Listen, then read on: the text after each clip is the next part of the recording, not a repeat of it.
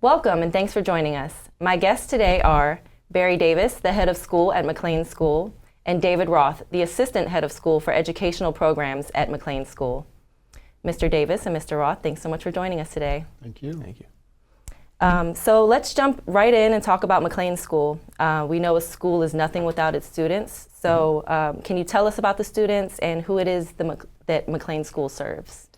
Well, we have students that come to us with a lot of different exciting things. I mean, we focus on kids with some with learning challenges, learning different ways.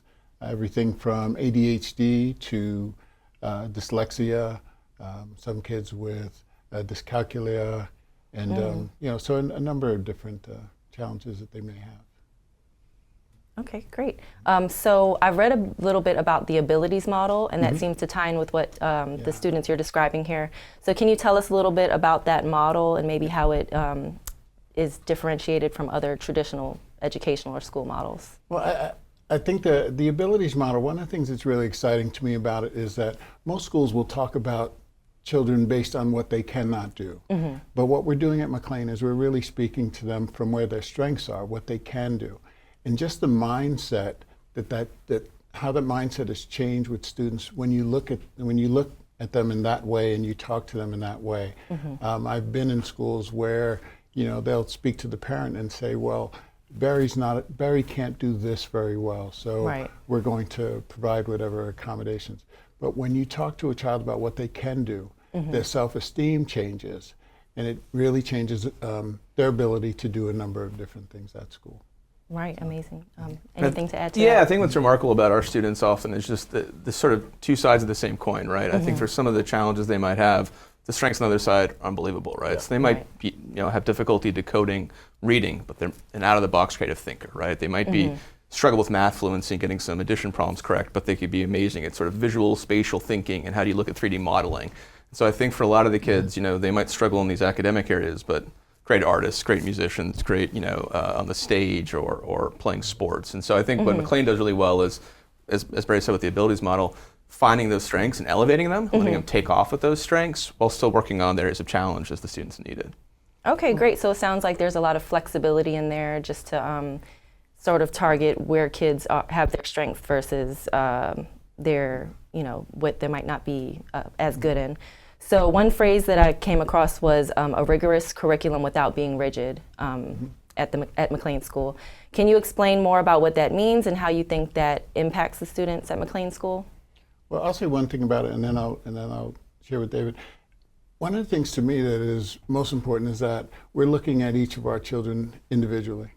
So if Barry is having a challenge in one area, what's rigorous for me and what is rigorous for David may end up being something that's different. But the fact that our faculty know who our kids are, know what their strengths are and what those challenges are, they can provide something that's going to be rigorous for me and also something for David. And they may not ultimately be the same things, but are ultimately getting us to the same point in terms of challenge. Right.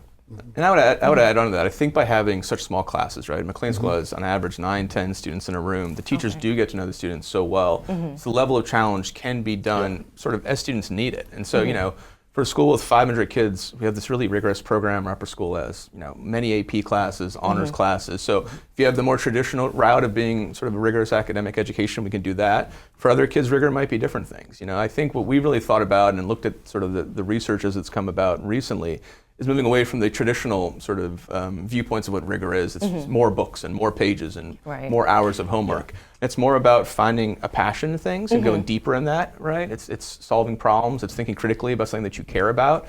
So again, when you have these relationships, teachers can help, procure this out of kids and find those passion points and go let them run and fly in those areas as opposed to sort of putting them in a rigid box of here's what rigor has to be. So, and one other thing that I wanted to add to that, part of what's important with it is also the communication that we have with our parents, because for parents to know that this is the work that we're doing with your child and this is how we are challenging them. A lot of parents do think, as David mentioned, that rigor is simply giving more work. And so it is important for us to be able to communicate with them that that's not really what this looks like, and this is how your child is going to benefit because of it. Right. Okay. So let's switch gears here a little bit. Let's talk about student involvement at McLean School. Can you share some of the ways you see students being involved at the school, and maybe some examples of that involvement? Well, one of the things that really jumped out at me when I first came to visit the school is that students are participating in a lot of different things. What's right in the front of my mind is fine and performing arts. Our students do amazing, amazing things with our fine and performing arts program. When I first came in, I got a chance to see a play, and I just was amazed at the vocals and just the professionalism of our students. And that takes me again back to what we were saying with regard to the abilities model. These kids are strong in a variety of different ways. Right. And when I think about what can be learned through the performing arts, or what can be learned through athletics, sometimes it takes that type of a program to get kids excited about other parts of the academic program at the school. And so right. I mean, the athletics, the performing arts are great. There are a number of different clubs. There's robotics and chess and things like this that our students are doing as well. So we may have some other Yeah, I things. mean, I think Barry hit a lot of those in the head. I mean, the musical program is, award winning. If you come to one of our plays, you'll see, full pit orchestra. You'll see kids in costumes from the 20s. It's awesome to watch. Sports is obviously huge. We're in the Potomac Valley Athletic Conference. We've got sports all 3 seasons. We have sports all 3 seasons. And we compete at a high level, won multiple championships over those years. Not that that's the only thing, but that's obviously nice. The arts is big. The other thing I would add is service learning is a big part of our program. And so service learning, which is a little bit different than I think other schools sometimes that look at that. Other schools often look at community service, which is great. Often volunteerism, where service learning in McLean tries to make the connection between the activity or event they're going to and an educational experience. So our 8th graders, for example, go to Bikes for the World, which is a great organization. They fix bikes, send Africa to some areas that need more support for transportation. So learning not just about how to help make bikes and fix bikes, but what are the political forces or things going on in the world that have created these situations that the bikes are going to. So things like that, I think, allow students to get out of just the typical, traditional classroom environment and make these connections beyond those walls. Okay, great. Did you have anything else to add? Yeah, one thing that I wanted to add with it is that something that I don't know if a lot of folks think about is that we have, because of the way we teach our students at McLean is a place that any parent can have their child come to. Right. Because we are looking at the different ways that they learn, and so if your child does learn through athletics, let's say for instance, there's space there. And if we're working individually with children, it just makes a big difference in, again, building that confidence and helping them to be able to find their areas of strength. So. Yeah, absolutely. So you've described a bunch of different ways that students are finding their success. So the next thing I wanted to talk about was success stories, and obviously that may look a number of different ways. So during your time at the school, I'm sure you've had the opportunity to see plenty of examples of student success in college and beyond. Do any of those stories come to mind, or are there any specific stories you'd like to share? There's a story actually that comes to mind pretty quickly for me. One of the graduates from last year, so a student who did very well. We spend a lot of time working with our students to be able to advocate for themselves, and so when they get to college, we want them to be able to talk to their professors or be able to get the things that they need. And so one story that I just heard recently from a parent, their child is freshman in college, and was actually having some challenges with accommodations that they needed when they got to the school. And he advocated for himself, spoke to the people that he needed to speak to at that school, and ended up getting the services that he needed. But on top of that, he's somebody that is running for the class presidency in his freshman year. And so that level of confidence to go someplace and to be, to feel, that this is something that you can do, was a big thing for me. I was excited to hear Yeah, about very that. exciting. Yeah. Yeah. Yeah, Do you have any one that stories? stands out for me. She comes back every couple of years now. She works at NASA now, and she Oh, came wow. through McLean. And what's so nice is she comes back and talks to middle school students about kind of her journey. And I think for a lot of students in school, you kind of don't see the future. You're sort of day to day, Right. and it's sort of like things will change and sometimes get better if you're struggling in school. And she talked about how McLean made her life better. And she talked about she learned what she needed to be successful. She learned what she needed, what she was good at, right? She realized, I'm a mathematician. I can think about things in other ways. She was a dyslexic student that struggled to read. Okay. But she found a lot of those skills that ended up, propelling her through college and that ended up working at NASA now. So she comes back and talks about the work she does at NASA, what she learned through McLean. So that's a great success story. And I love when she comes back and speaks about it. I think we've had just a lot of success in getting kids in the right college. And I think that's one thing that I know we're really proud of is, it's not just getting into a college or the best college, it's getting to the right college for yourself. And I think that's really a hallmark of McLean, is helping kids and their parents work with our 2 college counselors to figure out what is the best school for you. And so, it could be, University of Maryland, or it could be Howard, or it could be, Yale. We've had some kids get into the last few years. Oh, awesome. And I think it's not just, those are great colleges, but what do you need to be successful when you're at college? How do we make Right. sure college graduation rates are solid? And I think our rates are better than the norm and the national average. And so I think we're really proud of not just placing kids in the best schools, but the right schools for them and making sure they finish those college experiences. Right. So to that point, how do you think McLean School sort of approaches that college preparation aspect, differently or maybe better than other schools? Well, one of the things that I'll say, we have an excellent college counseling staff. That's first and foremost. And I think the relationships that staff has with our parents, even before our children, the relationship they have with the parents is really critical, because Right. parents get anxious about what's going to happen with their child moving forward. And so there are programs that take place from as early as 7th grade where the college counselor is talking with parents about things that they should be anticipating. And as you may know, every year the conversations or the anxiety from parents starts at a younger level. So to have somebody that is trusted, that is in the community, that is connected with each of our divisions, our lower, middle, and our upper school divisions, Right. is something that is important. And as David had mentioned, our college counselors are involved with our students throughout their schedule. So if let's say I'm a sophomore, they're already talking with students about what are the courses that they're taking and how are these courses going to help them Right. when they move forward. And so in addition to that, I think the level of confidence that they have when they leave is a direct result of the conversations and the relationship that they have with the college counselor and the relationship that counselor has with their children and their families.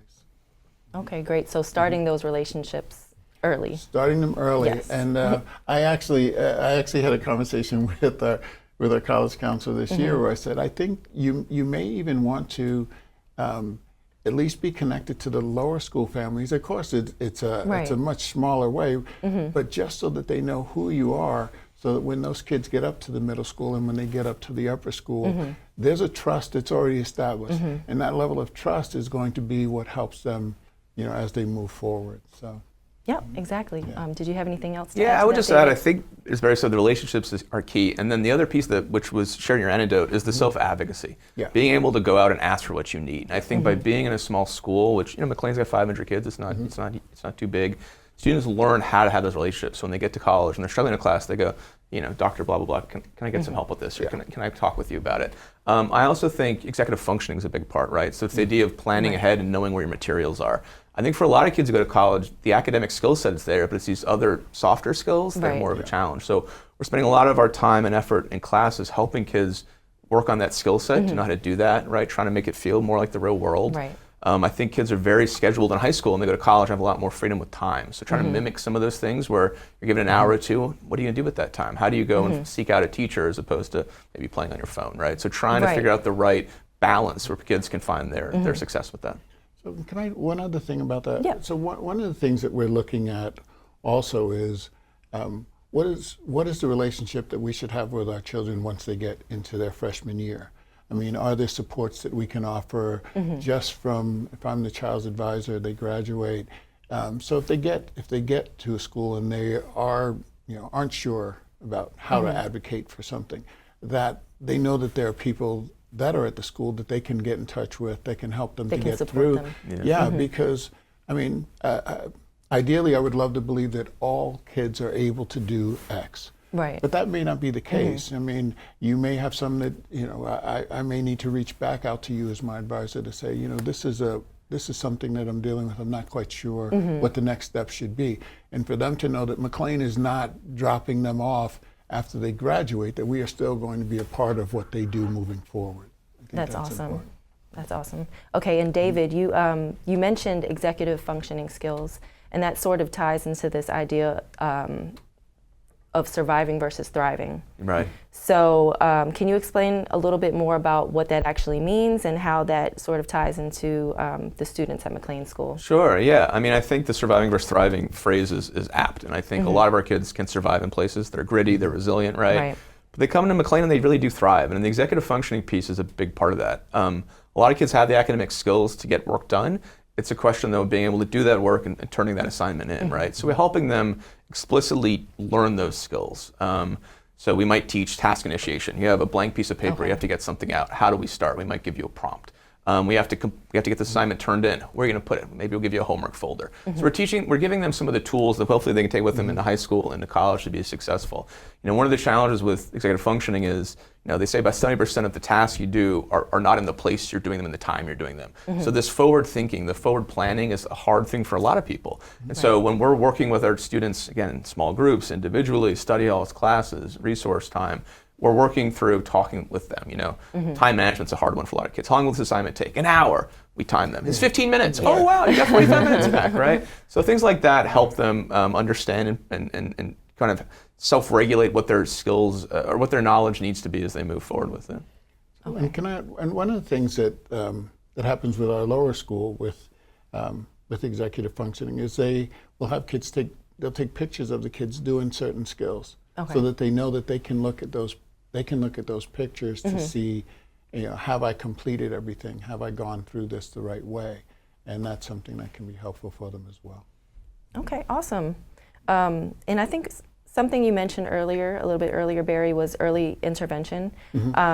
So I was hoping to talk a little bit about the importance of that and how that kind of ties into what you experience and witness with your kids at McLean School. Well, I think early intervention is critical. And so, perfect example, I was talking with someone recently who said that they had a child that was in third grade and they just realized that the child wasn't reading at the level that they should be reading at. Well, if there was intervention early on and if they were doing certain things with that child from kindergarten, they wouldn't have gotten to that place, because the skills that they would be working on are only going to benefit the child, as opposed to saying, as opposed to just kind of going on and not really doing the testing and not really looking to see. A lot of parents will say that, well, it's too early for me to know if my child has a challenge in a specific area, so we're not going to do anything. Well, if you're taking years, let's say, if you're taking 2-3 years before you're really seriously looking at what the challenges are that child might have, you've wasted significant time. Right. Whereas opposed if we're testing and teaching all of our kids and working with all of our kids in a certain way, everyone is going to benefit. Plus, you will be able to figure out who those children are that might have different challenges, and you'll be able to address those challenges early on. So, so to me, it's critical that you look at everybody in this way early, as opposed to waiting. And the other thing is, if I'm that parent who you've waited on, and you have not done your due diligence, and then this child is a third or a fourth grader, I'm going to feel some kind of way. Yeah, absolutely. So we're not doing it that way. We're supporting them early. Great. So when you say early intervention, that's as early as kindergarten? I think it's as early as kindergarten. It's as early as they're in our as soon as school. they come to McLean. Yep. And I would just add, it's as Barry said, it's exponentially harder every year, right? Yeah. So Right. when you come in our kindergarten and you're in a class of 4 or 5 kids, you're getting checked on reading multiple times a year, Yes. and all that reading instruction that's being presented is done explicitly, systematically. We use Orton Gillingham, which is sort of the gold standard for reading instruction, and I think it's a real challenge when you fall behind in that. And I think a lot of the public schools, just because of the sheer number, struggle to really check kids' reading as much as they should. And I think Right. McLean, we formally check it 3 times a year for all kids, lower and middle school. And I think for a lot of students, it's that, that the changeover between 3rd and 4th, between learning to read and then you read to learn. And I think for a lot of kids who haven't learned to read, when they shift to read to learn, it's really hard. So then you just fall further and further behind. So again, the early intervention is by far the best strategy to help kids. And it's also, to me, it's also a mindset. If I'm a parent, I mean, in my head, I'm thinking, I want to believe that my child is, perfect, and Right. they have all of these, they've got everything. That's how we look at our child. But if I look at it as though, well, what is the possibility? There's a slight possibility that maybe he doesn't read well enough, or he doesn't do this. I would rather be someplace where people are addressing that now, and Right. and having a plan, as opposed to, as David said, they get to 4th grade and you realize that, they're not Not where they they're need to be. Yeah, Yeah. exactly. So. Well, I think we talked about a lot of important things here today. Thank you guys so much for sharing your insights and information about McLean School. Was there anything that we didn't touch on that you want to address here today? Something I'd like to share, and I probably already did touch on it some, but I think that the importance of the relationships that we have with our families is critical. And if you're talking about being able to support a child, or being able to be the person with the parents so that they have the confidence in what's going on with their child every day, that's really important. Our numbers are such that we can work with our families in that way. And I grew up in a household where my mother was at school all the time. We want to make sure that we have those relationships with our families, so that if they have a question or they have a concern, they can reach out and they can have that have that concern addressed. Yes, absolutely. And I was going to add, it's funny, I had community on the top of my head. I think the one thing we didn't hit enough on is just how welcoming and warm the community is. And we meet people come in. I've been in schools from my career, and every school has sort of an energy. And people come to McLean, and they'll be here for 4 or 5 hours. And I'm like, how's it going? They're like, I love it here. I'm like, why? They're like, I don't know. It just feels great. And there's Good something, energy. yeah, there's just something about you pick up on relational connections and how people look at you and acknowledge you. And, Right. and that is just the fabric of McLean. And so I think, having been there for over a decade, that's what I most love about the place, is just how much everyone cares for one another. And I think it's important for parents, students to sort of feel that wherever they are in schools. And so it's a great part about being at McLean. Yeah. Last thing I'll say. One more thing. Last thing. What it feels like. You can't fake what it feels like. Right. So if you walk in the building, I can tell you anything, but you're going to feel a certain kind of way. I believe with all the confidence in the world that when people come in there, they feel the positive energy that's there, and they carry that with them when they leave. So. Awesome. Well, thank you Thank you. both so much. Thank you. Thank you. I'd like to thank today's guests, again, Barry Davis, the head of school at McLean School, as well as David Roth, the assistant head of school for educational programs at McLean School. I'm your moderator, Dana Sakonarak, and you've been watching a conversation with McLean School as part of the WTOP Private School Guide. For more on this discussion, visit WTOP.com and search McLean School.